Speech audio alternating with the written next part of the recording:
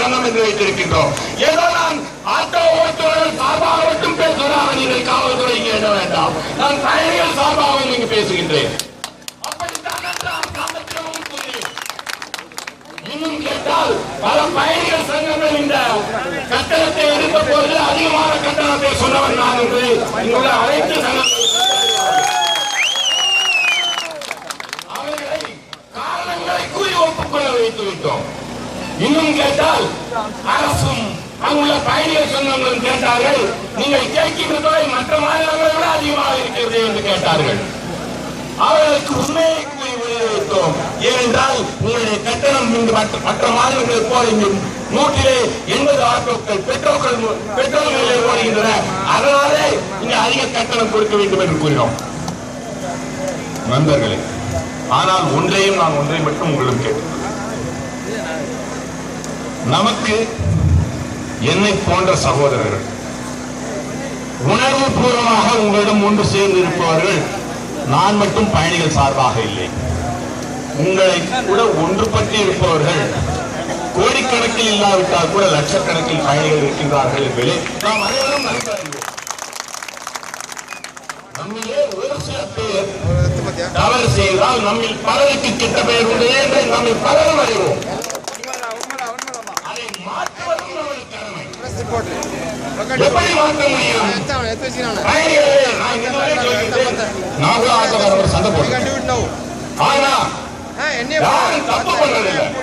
சில நேரம் கொஞ்சம் அவர்கள் நான் கூட 6 மணி நேரம் 10 மணி வரைக்கும் சொல்லி பாருங்க, எனக்கு எவ்வளவு உட்கார வீட்டில் சண்டை போடுறேன், எத்தனை பேர் 14 மணி நேரம் வேலை செய்யலாம்.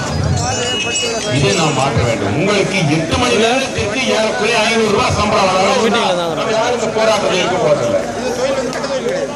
8 மணி நேரம் இல்ல, நாங்க வந்து உழைக்கிறதுக்கு நாங்க வந்து உட்கார்ந்து சாப்பிடுறவங்க இல்ல, நாங்க உழைக்கிறதுக்கு நாங்க சொல்றோம்.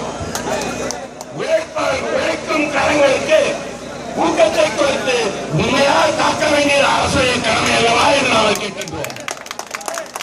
அம்மா என்று கூறுகிறீர்கள், அம்மா என்றால் இந்த குழந்தைகளை பார்க்க வேண்டிய அம்மாவின் கடமை அல்லவா?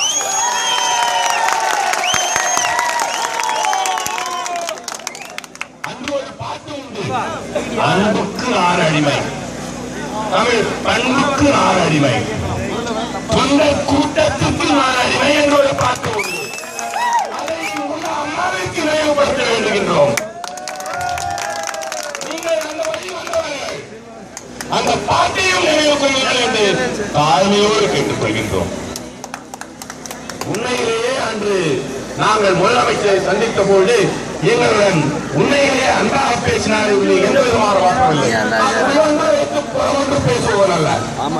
இந்த கூட்டத்திலும் கூட உங்களில் சில பேருக்கு நான் சொல்லுவது பிடிக்காமல் இருந்தாலும் முன்னேற்றால் பேசுகிறேன். அன்று நானும் கூறினேன், சத்தியமாக கூறினேன், தவறு செய்தால்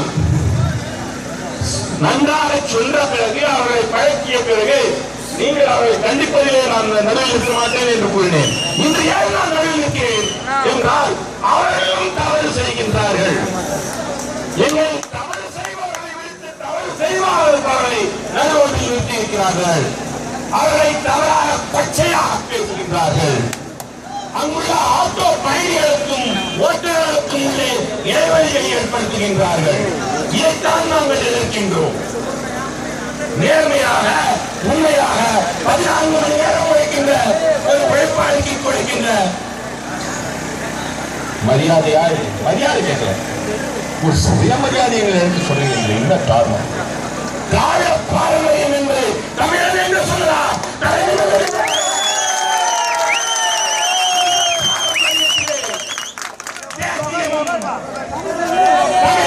என்றால் 2 கண்கள். திராவிடம் என்றால் ஏதோ இந்தியாவை விட்டு வெளிநாட்கள், இந்தியாவிற்கு அப்பாற்பட்டது என்பதை நான் ஏற்றுக்கொள்ளவில்லை. இந்தியாவில் உள்ளடக்கம் திராவிடம், திராவிடத்தில் உள்ளடக்கம் தமிழ். நாம் ஒன்றோடு ஒன்று பிறந்தவர்கள். ஏதோ சாதியில் பிறந்திருக்கலாம், ஏதோ மொழியில் பேசலாம், ஆனால் இன்று காக்கி சட்டையால் நாங்கள் இணைந்துள்ளோம்.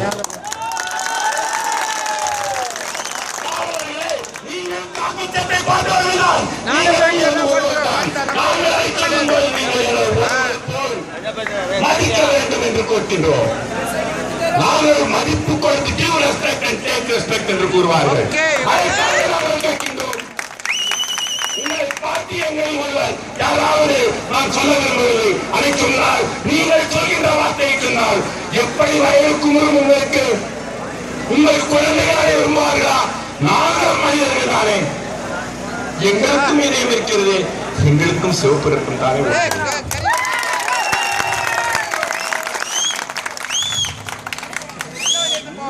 உங்களில் பணம் மாதிரி போய் திரும்பி வந்துட்டேன்.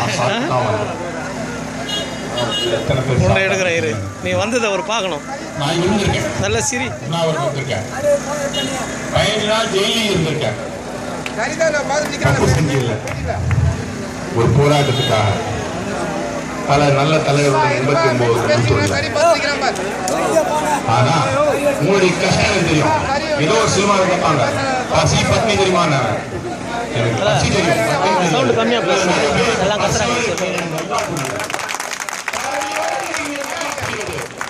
எங்களுக்கு தலைவலி வந்தால் அரசுக்கு தலைவலி வரும் என்பதை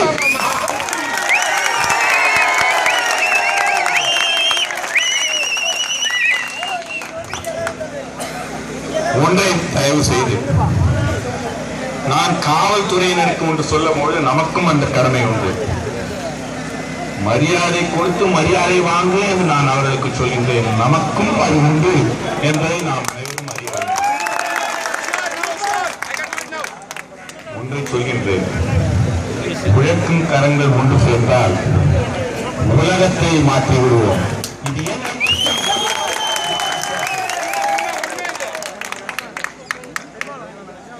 இன்று அறவழியிலே போராட்டம் நடத்துள்ளோம். இங்கு நான் உங்கள் கேட்பதெல்லாம் ஒன்றே ஒன்றுதான்.